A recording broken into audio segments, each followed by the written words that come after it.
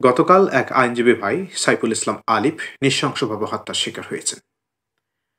তীব্র নিন্দা জানাচ্ছি এবং ঘৃণা ভরে প্রত্যাখ্যান করতেছি। যে সমস্ত কুলাঙ্গার এই হত্যাকাণ্ডের সঙ্গে জড়িত তাদেরকে দ্রুত বিচারের আওতায় আনা হোক। সেই সঙ্গে আকুল আবেদন জানাচ্ছে এই সরকারের কাছে একটা দৃষ্টান্ত স্থাপন করেন। এই ধরনের ঘটনার যেন পুনরাবৃত্তি বাংলাদেশে ভবিষ্যতে আর না হয়। একটা পরিবারের বাবা মায়ের কোল খালি হয়েছে, স্ত্রী স্বামী হারা হয়েছে, সন্তান বাবা হারা হয়েছে। সত্যি হৃদয় বিদারক।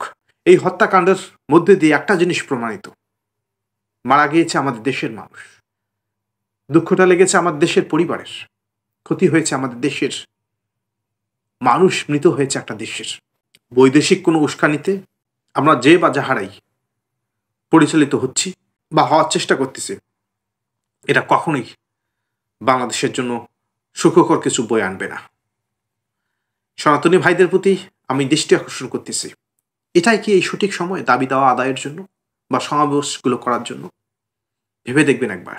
কারণ যে সরকার বিভিন্ন ইস্যুতে টালমাটাল অবস্থায় রয়েছে এবং সম্পূর্ণ নিয়ন্ত্রণ নেই, সে সরকার কি আপনাদের দেওয়ার মতো সামর্থ্য রাখে? একবার বিবেক দিয়ে চিন্তা ভাবনা করুন। সমাবেশগুলো হচ্ছে এবং গতকালের যে প্রতিবাদ হয়েছিল, এই প্রতিবাদ স্থলের আশেপাশেই তো হত্যাকাণ্ডটি ঘটেছে। এটা স্বাভাবিক।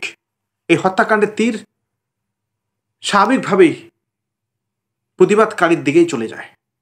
তবে অবশ্যই আইন রক্ষাকারী বাহিনী রয়েছেন, প্রশাসনিক দৃষ্টিভঙ্গি থেকে ন্যায্যতার ভিত্তিতে যেই ঘটনা ঘটুক, প্রকৃত এই দায়ীকে খুঁজে বের করে শাস্তির আওতায় আনবে, সেটাই আমাদের চাওয়া। বিনা কারণে নির্দোষ কেউ যেন দায়ী না হয় বা শাস্তির আওতায় না আসে। এই ঘটনাকে কেন্দ্র করে ধর্মীয় দৃষ্টিকোণ থেকে অনেক আলোচনা এবং অনেক প্রতিবাদ আসবে, মিছিল মিটিং হবে। সেটার জন্য ভোগান্তিতে পড়বে কে? আমাদের এই দেশের মানুষ। পৃথিবীতে সংখ্যালঘু সম্প্রদায় সব জায়গায়, সব পরিবেশে চাপে থাকে, এটা মেনে নিতেই হবে, এটাই বাস্তবতা। আমরা যদি পার্শ্ববর্তী দেশ ভারতের দিকে দেখি, অভিযোগ রয়েছে তাদেরও কিছু কিছু রাজনৈতিক দল ধর্মকে ব্যবহার করে রাজনীতি করতে চায়। বাংলাদেশের ক্ষেত্রেও সেম। যেটা যে প্রেক্ষাপট বা যে সমাজে হোক না কেন, ধর্মকে রাজনীতিতে যদি ব্যবহার করা হয়, সেটা ফলাফল খুব একটা ভালো আসে না। দেখুন, এখন বিভিন্ন মাধ্যম থেকে ইসকনকে নিষিদ্ধ করার দাবি তোলা হচ্ছে। আমি ব্যক্তিগতভাবে দীর্ঘদিন থেকে চলে আসা বিষয়গুলোকে বা সাংগঠনিক বিষয়গুলোকে কখনোই নিষিদ্ধের পক্ষে নই। একটা উদাহরণ যদি আমি তুলে ধরি, বাংলাদেশের যে সিনেমা হলগুলো, এগুলো কোনো দিন দিন কমে যাচ্ছে, তাই নয় কি? কমে যাওয়ার পিছনে সমাজের কোনো না কোনো স্তর থেকে একটা সময় দাবি এসেছিল সিনেমাকে নিষিদ্ধ করার। সিনেমা হলগুলো কমে যাওয়ার পিছনে এই দাবি যেমন একটা পরোক্ষভাবে ভূমিকা রেখেছে, তার চেয়েও বেশি প্রত্যক্ষভাবে ভূমিকা রেখেছে ভালো সিনেমা না তৈরি করাটা, যে কারণে সিনেমা হলগুলো কমে গেছে। কিন্তু আলটিমেটলি দেখেন, মানুষ কি সিনেমা দেখা বন্ধ করেছে? না। বিভিন্নভাবে বিভিন্ন ভাষার সিনেমা এখন মানুষ দেখতেছে, সেটা আরও বেশি অশ্লীলতার পর্যায়ে চলে যায়।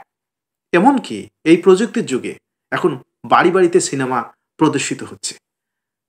অনেক ক্ষেত্রে আমরা ইউটিউব চ্যানেলগুলোতে দেখি, ফেসবুক পোস্টে দেখি, বিভিন্নভাবে বিভিন্ন আঙ্গিকে সেন্সিটিভ বিষয়গুলো তুলে ধরা হচ্ছে এবং সেখানে স্বামী স্ত্রী থাকে, অনেক সময় সিঙ্গেল মেয়ে থাকে, সিঙ্গেল পুরুষও থাকে। সুতরাং আটকানো সম্ভব না। যেটা করা যেত, সিনেমা হলগুলো ভালো পরিবেশে এবং ভালো ছবি প্রদর্শনীতে ব্যবস্থা করা বা রাষ্ট্রীয়ভাবে পৃষ্ঠপোষকতার প্রয়োজন ছিল।